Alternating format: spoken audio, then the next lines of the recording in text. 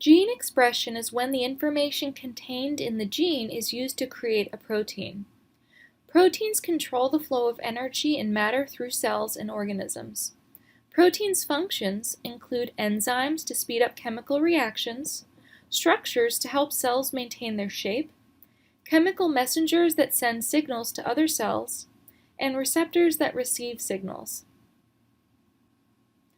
DNA starts the process of passing on traits to the next generation, replication, and creating proteins, but it evolved after RNA. RNA was the first molecule to store and create copies of information, but it had weaknesses. It was prone to mutation since its bases were not well protected, as they were open to the environment. And one of its bases, U, works well for short-term storage but is not stable for the long term. DNA addressed those issues by its double helix structure and replacing U with T.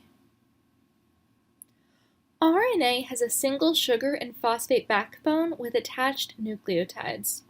The sequence of letters provides RNA its function and stores information that can be copied. Unlike DNA, RNA is a single strand of nucleotides, and thymine in DNA is replaced by uracil in RNA. Adenine is complementary to uracil. Cytosine is complementary to guanine. RNA serves as the intermediary in the process of DNA being decoded to create proteins. DNA remains protected in the nucleus. It is more stable and is able to transmit information over generations. But proteins are made in the cytoplasm.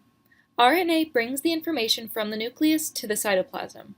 RNA is much easier to copy since the bases are open all the time, so it is better for short-term use. U is better for short periods of time, but T is better for the long term. Every living cell makes a protein in the same way. DNA stores the information. That information is transcribed into an RNA molecule. The RNA molecule is translated to make proteins. Information flows from DNA to RNA in the process of transcription. Enzymes use complementary base pairing to make an RNA copy of a gene. Only one DNA strand is transcribed to RNA. The other strand stabilizes the DNA and is used in replication. Since RNA has U's rather than T's, the complementary RNA strand has U's where a DNA complement would have had T's. U's are better for the short-term needs of RNA. Ribosomes are organelles that make proteins in cells, both prokaryotes and eukaryotes. During translation, ribosomes translate the sequence of RNA bases into a sequence of amino acids to make a protein.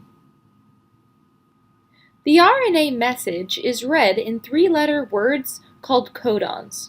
Each codon codes for an amino acid or tells the process to start or stop. There are 64 codons, 4 times 4 times 4, but only 20 amino acids, so some codons code for the same amino acid. The codon amino acid code for all 64 codons and all 20 amino acids was discovered in the early 1960s. They discovered the universal genetic code. This is the code that all living things use to translate information from the language of nucleic acids to the structure of proteins. All life on Earth uses the identical code. There's no difference in how life, in all of life's domains, bacteria, archaea, and eukarya, writes and translates genetic information. This is strong evidence that the code was developed in a common ancestor before life on Earth diverged. This diagram can be used to decode the universal genetic code. Read the first letter of the RNA codon in the innermost circle, and then move out to the next letter, and then to the third letter. The amino acid or instruction is in the outer gray band.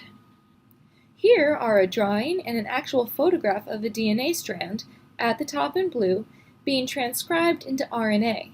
At the same time, multiple ribosomes attach to that growing RNA strand to use its instructions to create strands of amino acids to form proteins. In eukaryotes, the transcription from DNA to RNA takes place in the nucleus, and the RNA message is then sent outside the nucleus.